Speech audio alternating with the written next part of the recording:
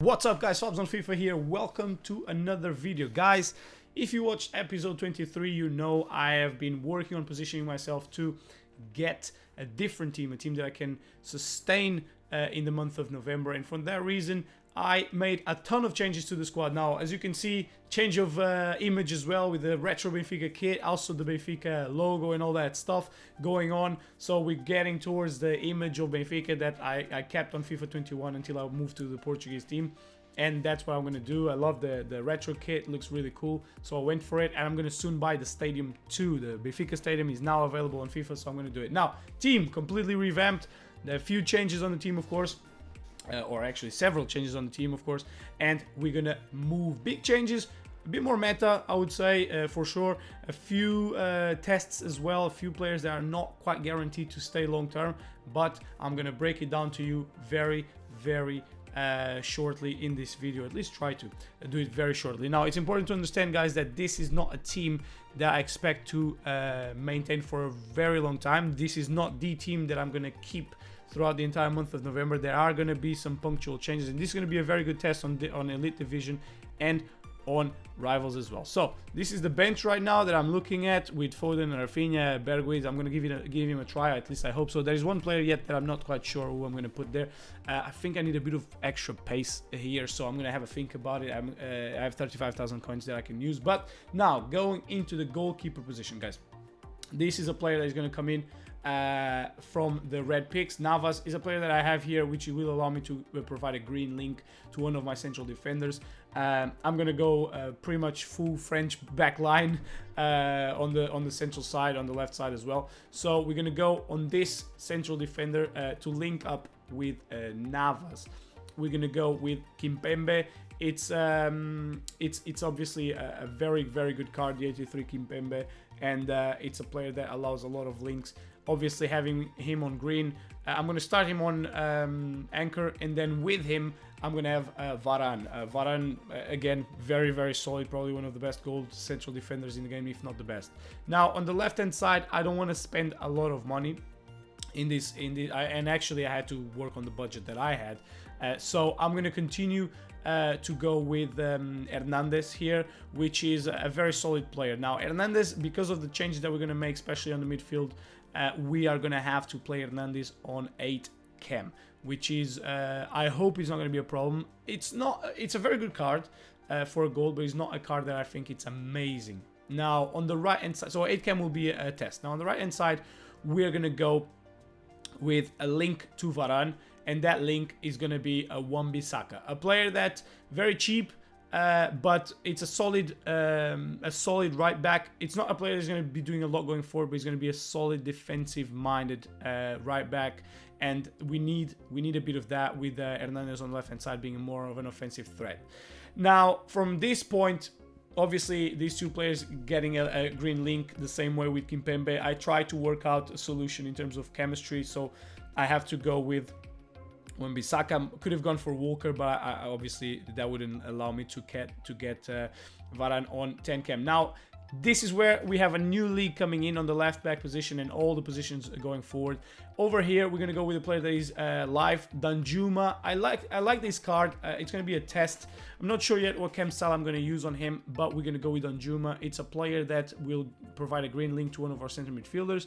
It looks like a solid option. It's a player that is live, and I think that Villarreal is going to be going forward. So it's a player that we might keep for a while. Now, center mid, De Jong, provide a green link straight away, which we need because of the hybrid team that we're going to be building here. So we need him because he's going to have a red link with Kimpembe, so I need him on a green link, and also because of the red link with Danjuma on the left hand side, we're going to need him there. Now, over here, Dembele, a card that I didn't like on FIFA 21. I'm hearing really good things on FIFA 22. I'm going to go with him. And the 5-star is, it looks like could be a decent card. And I'm going to go with it and see how it goes. Now, up here, I'm going to put a center midfielder playing as a striker because of chemistry. and that center midfielder is going to be Llorente, as you will be able to see right here, if I can find La Liga. There you go. You have Llorente. I'm doing this because I don't want to show you the next two players straight away. So Llorente is going to play center mid, of course. This card is an absolute beast. He's going to play center mid, but look at this, man. 80 club, all stats above 80. It's crazy. It looks like a really good card. 162. I doubt they will be able to sustain this value because of the nature of the market itself, but I think it's a player that we're going to keep for a long time. So this is a player that I think is worth the investment and losing the coins on for the next foreseeable future. Now, the next two players, I didn't spend any money on them. Starting with the cam, this is going to be Fekir. There's a lot of reasons for it. I think Fekir is going to get the upgrade for sure. Oh, and I just showed you the other player. Lol. So Fekir and Iñaki Williams are coming in. I think for Fekir, guys, it makes sense. It's a player that is going to develop. His stats are already really good. He's going to probably get an 88. I think Betis can perfectly win 3 out of the next 4 matches on the Europa League. So it's a done deal for me. It was a no-brainer. He already has really good stats even without the upgrade. With the upgrade, he's gonna get even better. And then Iñaki Williams. Now this one, I need to have a chat about that, because I do think that this is a temporary fix. Although it's a player that I really like. His pace is excellent, his strength is excellent, stamina is very good too, shooting is very good too. The problem with this card is the weak foot. The weak foot is a very, very big concern. But for 130,000 coins, and actually I didn't spend any on him, I think he makes sense. And I used a lot of fodder in these two players, and I think it makes sense to have a player as vertical as he is on the pitch. I think he's going to be a nuisance. And once I build a team around him, which I think I've done now, or I'm close to doing, it will be a threat for sure. I think a ratio of 1 goal per game will be bare minimum with him, and this is going to be a very, very, very strong squad, guys. So this is the team that I'm going to be rocking on Weekend League 3.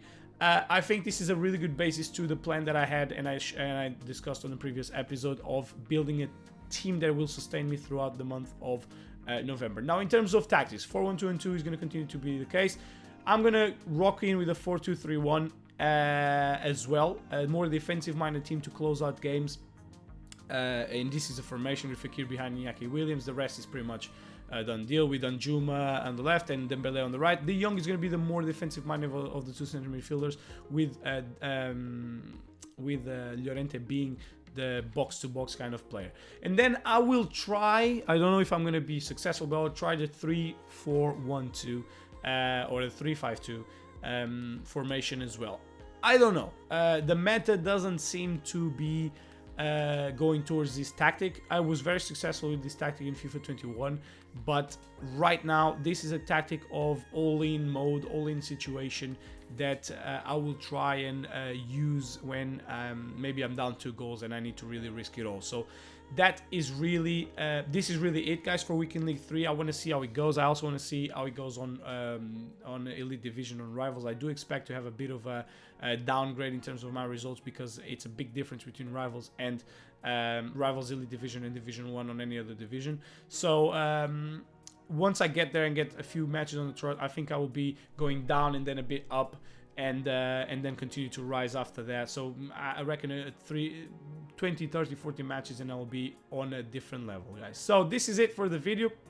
A bit longer than expected, but it is what it is, guys. In the meantime, don't forget to stay safe. Don't forget to like and subscribe to the channel, and leave a comment down below if you have any ideas. In the meantime, stay safe, and I'll see you on the next one. Take care.